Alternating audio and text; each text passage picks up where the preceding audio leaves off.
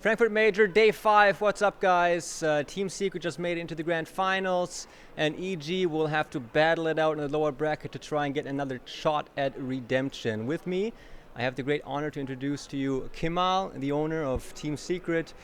Kemal, thank you so much for taking the time. Thank you. How are you feeling, man? Obviously a little tired. That was a tough series. We watched it together. It was game 1 was an absolute thriller, nail biter. Didn't know who was going to win until literally the very end. Game 2, EG came out stronger. Sumail's storm was, as always, a Sumail storm. So I think that threw us back a bit, and they won game 2 convincingly. And I think game 3, our last Huskar pick, I think threw them off. They weren't ready for that.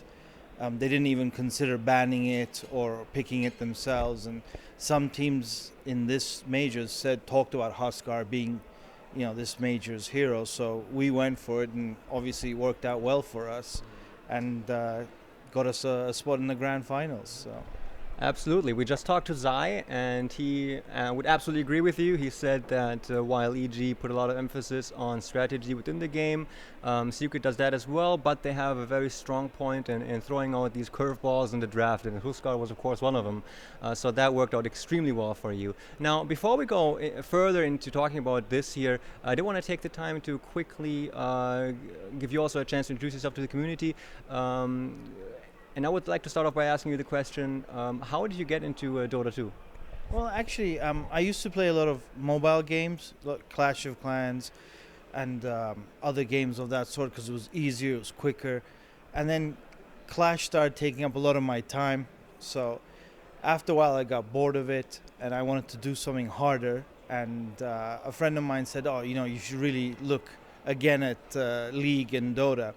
So I downloaded both of them on the same day, and Dota just gripped me quicker, and it was basically a year ago to this month, and I just fell in love with Dota. Didn't really like League that much.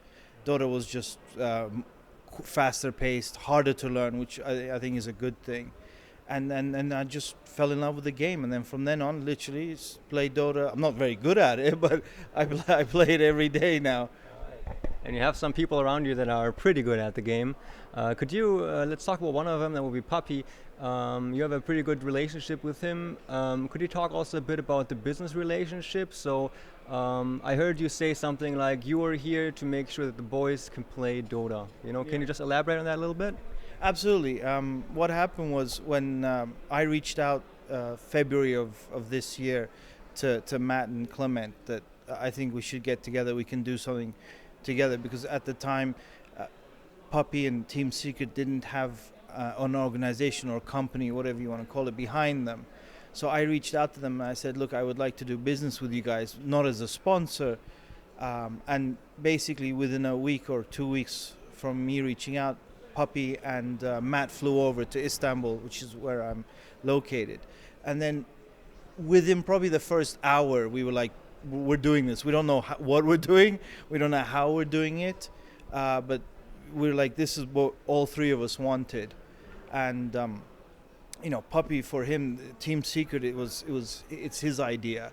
It was his creation. It's his baby. But I think that, as you said, what I have to bring to them is they shouldn't worry about other things other than Dota. I think when they start to think about, I gotta, in between games, I gotta talk to sponsors, or I gotta do this, or this guy's coming, that guy's going, I think that distracts from what they're here to do.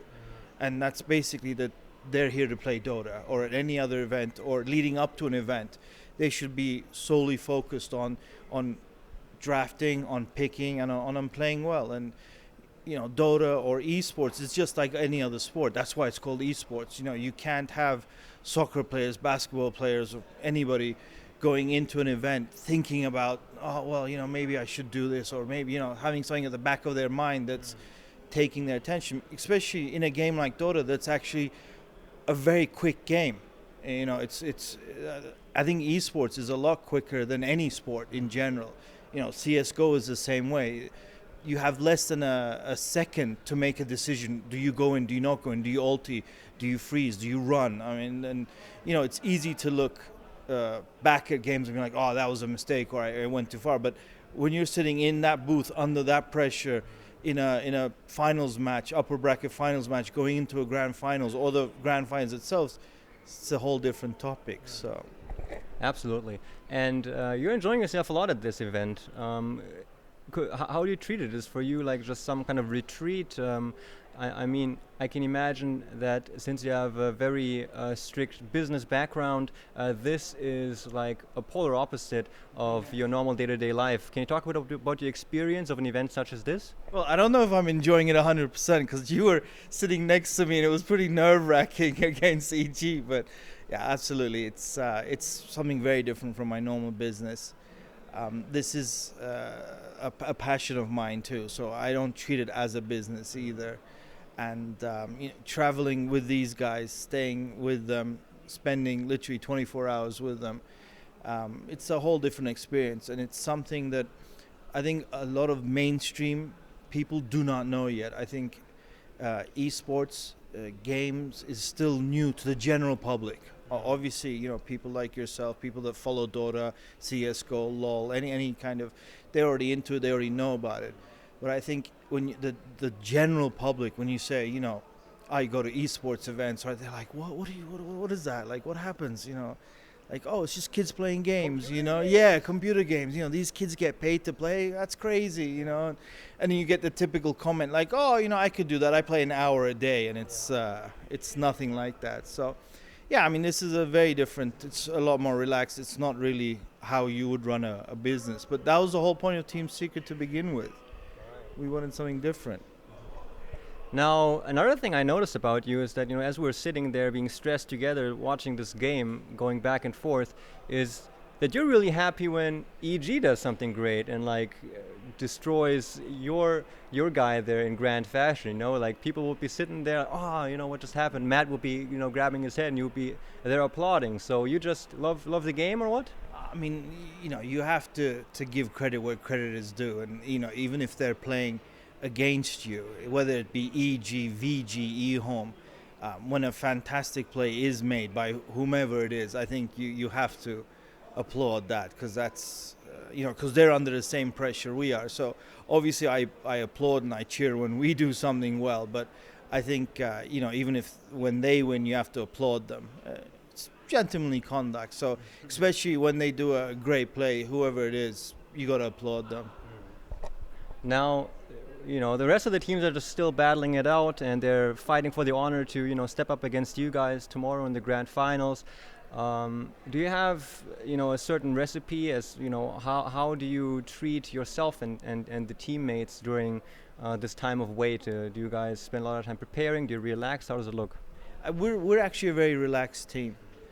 What we do normally is we spend the day watching the games, obviously, to see who does what and who we can potentially play against.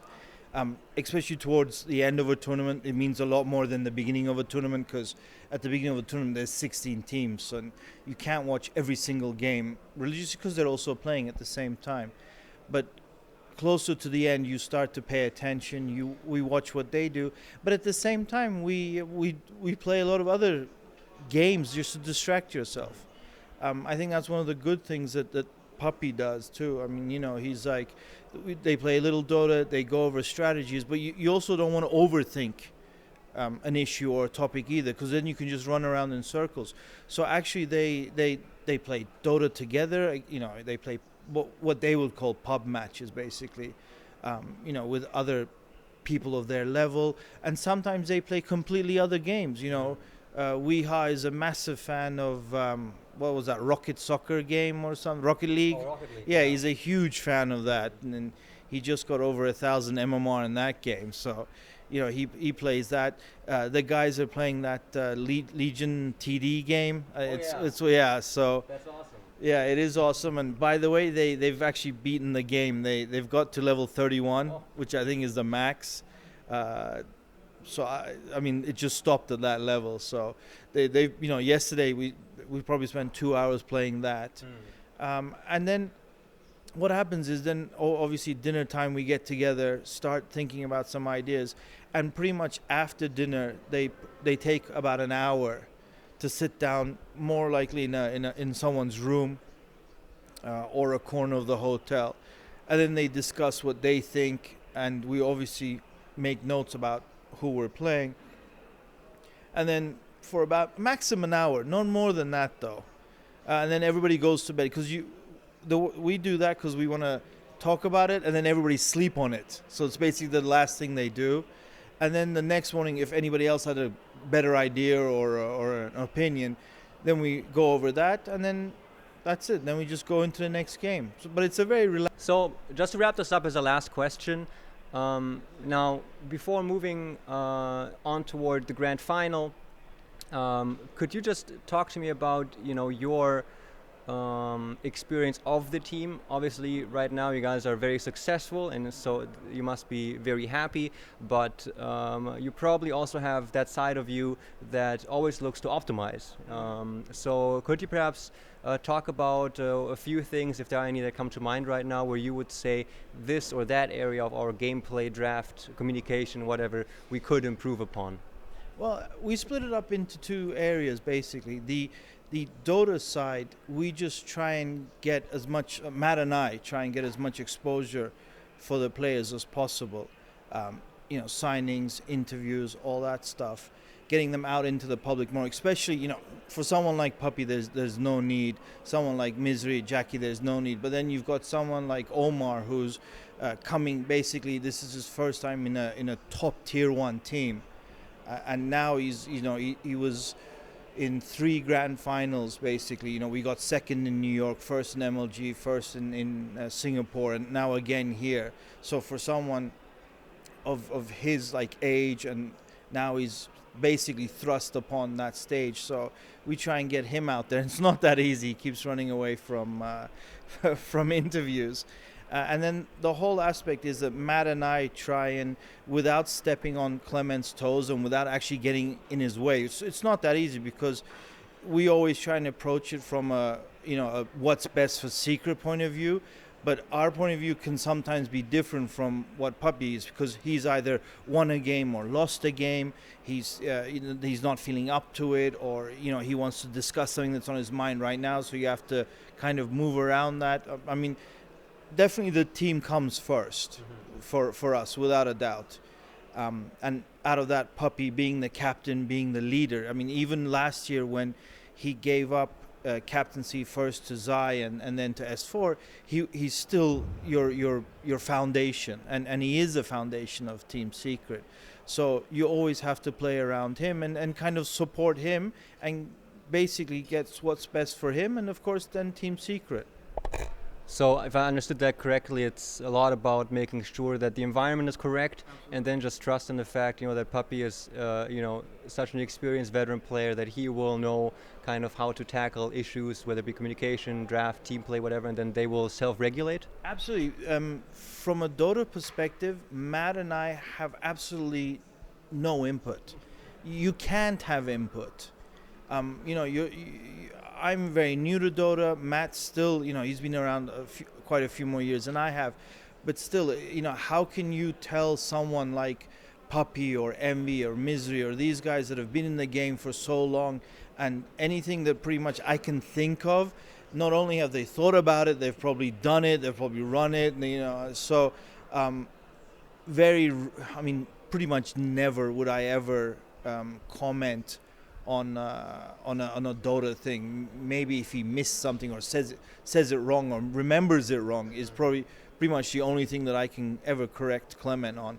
Otherwise, draft picking, there's no way. I mean, I keep saying this. Puppy is the best drafter out there. He's the best captain. He's been in all TIs. He's led Navi to success. He's leading Team Secret to success.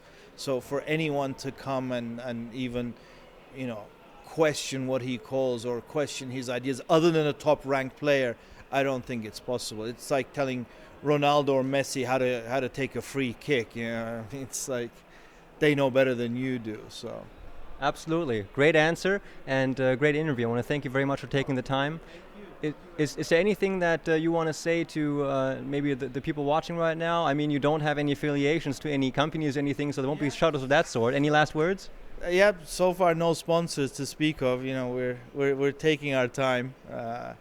But I mean, to the people out there, keep playing Dota. I get this asked a lot, especially younger kids, should I go to school or should I play Dota? It's obviously a tough decision. We had this issue with Zai last year, and I personally think Zai did the right thing. I think education is key, because people look at pro players and they're like, oh, I can do that. But they have to remember that to get to PPD's, Fears, Arteezy, Envy's, Puppies level, there are probably thousands, if not millions of kids. And these are the 1% of the 1%. So, I would definitely say it's not an easy career. And I don't think people should take that choice lightly. I think the parents and the kids should think about it. Can this be the next Sumail? Is it possible? Because don't forget, if he dedicates 4, 5, 6 years and then doesn't succeed, and then what's going to happen? He's going to be late teens, early 20s, and he's not going to have a high school education. And then what? And before there was always casting, there was always switching, but of course that market is getting saturated too. Now there's a lot of fine casters out there. Over the past 2-3 years, a lot of new casters have come along, female ones, male ones, younger ones like Odie Pixel. So it's not like, I'll go into casting or something, because that's going to get saturated. You're not going to have that many casters. There's just not that much to do. So I think, people should look at it as a whole. But obviously, I think people should keep playing and balance it. Play, study, work, play, and then see if that's something that they feel passionate that they can do as a living. There you have it, guys. The very humble and experienced Kemal from Team Secret. Thank you guys so much for watching. I hope you guys will further enjoy this event, and I'll see you around. Goodbye.